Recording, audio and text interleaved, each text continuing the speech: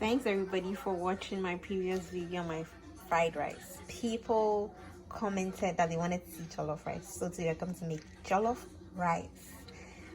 So here I have my blended fresh tomatoes, onion, pepper, green pepper, and carrots. Here I blend with veggies because my daughter doesn't like it when everything is inside, so at least when she throws the fresh ones out, at least they have some blended here. And I have mangbing. I don't know how you call it in your language. Mangbing. I have my homemade tolo beefy. I'll show you in my next video how I made it. I have my stock from yesterday. I make pork suya, so I have my stock here. I always keep my stock. And then I have my fresh cut onions and then green beans. I'm going to use some of the onions to season my tolo beefy. So yeah, let's get into the video. This is my tolo beefy. With my beef, I always like to cut fresh cut onions on, and I have it with seasoned with lemon pepper and adobo. And I always have blended seasoning in my fridge. I use green pepper, onion, garlic, and ginger. Okay, so I'll show you the end result. After I season it, I'll keep the stock. I use the stock because I want the taste of the tolo beefy in my jollof, and then I'll fry it a bit. So I'll show you the end result after that. Okay, so this is how my salted beef tolo beefy looks like after seasoning and then frying it. This is how it looks like. I don't know how you call it in your language or something, but we call it tolo beefy. Yeah, it's salted beef. So this is how it looks like after seasoning and frying. So now we're gonna start the whole jollof process. So the oil I used to fry it, I'm using the same oil for my jollof. Yeah, I always emphasize on taste. So like I said, I always emphasize on taste. So the oil I used in frying my beef is the same oil I'm using to do the jollof. So it's to your preference. First off, I'm not a chef. I'm not a professional cook. I'm just an ordinary lady who likes cooking.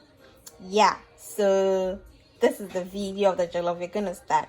So I'm heating up the oil for it to be hot.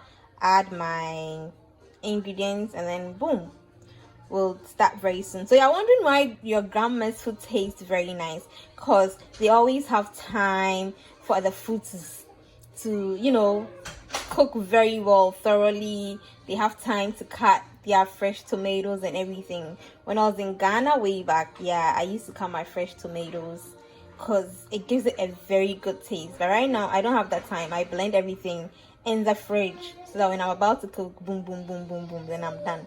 So let's get into the video. So the first item we are using is my onion, my fresh cut onion. Yeah, when I was being taught how to cook, they used to tell me, okay, sabu like browning, somewhere, meaning when the onion turns brown, like golden brown, then you add your tomato paste. So I'm stuck with it. I don't know why, but I'm stuck with it. Yeah, so when it's golden brown, then I add my tomato paste.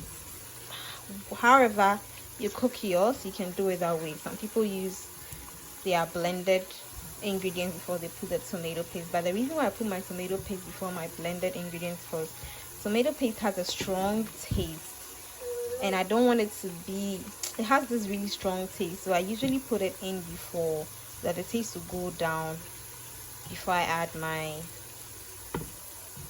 blended ingredients. This is the fresh tomatoes. So yeah, so after I got the golden brown color, I added my tomato paste. I'm gonna let it cook a bit, then add my powdered pepper and then all the other ingredients. So with the tomato paste, I'm going to cover the saucepan for it to cook well. Alrighty, we shall be back. So you see the difference from before, right? Yeah, so this means that it's cooked well. And with tomato paste, it can easily get burnt, so you have to cook it on medium heat, okay, so that your paste doesn't go burnt. So right now I'm gonna add my powdered pepper. So I've added my chili powder, that's a powdered pepper, to your preference. I'm someone that really likes meko pepper, that's why. So add it to your preference. So you don't even need it if you don't like pepper, but I like it. It gives it extra taste. The music playing as a background, I don't have any legal rights to it. I just like music, good music. That's Kojuenchi. Yeah, so right now let it steam a bit, and then add my blended tomatoes, onion, green pepper, and carrots all blended. I'll add the mix.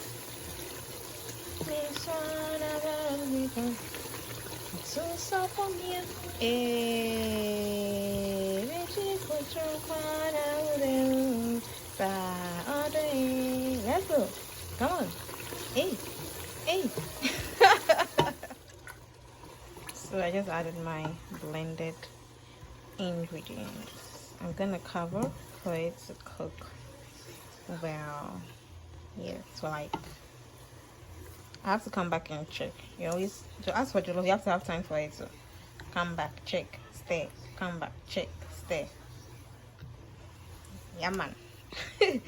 Yeah, so we'll be back. Okay.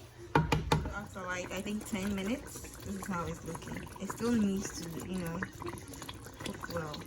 No, it's only miyashi. It has to cook well. Yeah, so we'll stir it and then cover it again. Come back.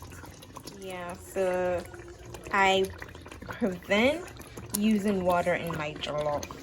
I prevent that. If I have to add water, that's when I've already added the rice.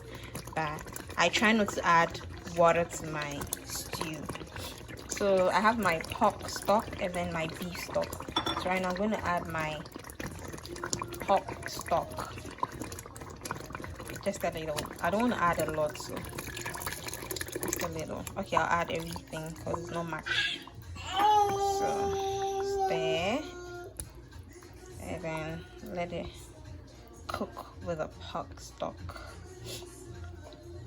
Then we'll come back and then add a little bit of the beef stock. So with the beef is salted, right? So when you're adding the stock, you have to be very careful so your jollof doesn't turn out to be salty. So you taste as you go. And with the beef, when you because it's salted, you have to cook it like twice so that the salt will so that the salt will go off a bit from the beef before you add your original seasoning and then fry, or else the jollof, the beef is going to be salty, extremely salty. That's the secret. And then whilst you're adding the stock and the beef to your jollof, minimize the salt. We shall be back. We'll cover this for like, leave it to cook, steamer well, then we'll come back in like 10 minutes to check. I've added my beef and my dry smoked fish. I took the dry smoked fish into water so it gets softer, then I can take out the bones. Yeah. So when I came back to taste, the salt wasn't enough, so I added a little salt, and I've added my shrimp seasoning and then curry powder. So I'll wait for it to cook a bit and then I add my rice, my clean washed rice. Okay, I'll be back. The secret to jollof rice is you avoid lots of water. So it's better for your jollof to be hard with less water than over soft. I personally don't like soft jollof, so right now I've added my rice and I'm gonna add like 3 cups of water because I added like 6 cups of rice here, so that it has become soft. I'm gonna bake it, but if you don't want to bake it, you can just cover it with a clean towel or something. It'll come out one eventually. So we'll be back with the final jollof. So I've transferred it into this to put in the oven. You can spot the dry smoked fish and the tolo beef, the salted fish, and then my green beans. It's hot, so I'm adding it to go in now, and I'll cover it with a foil, sorry, aluminium foil, and then we'll check back. See ya.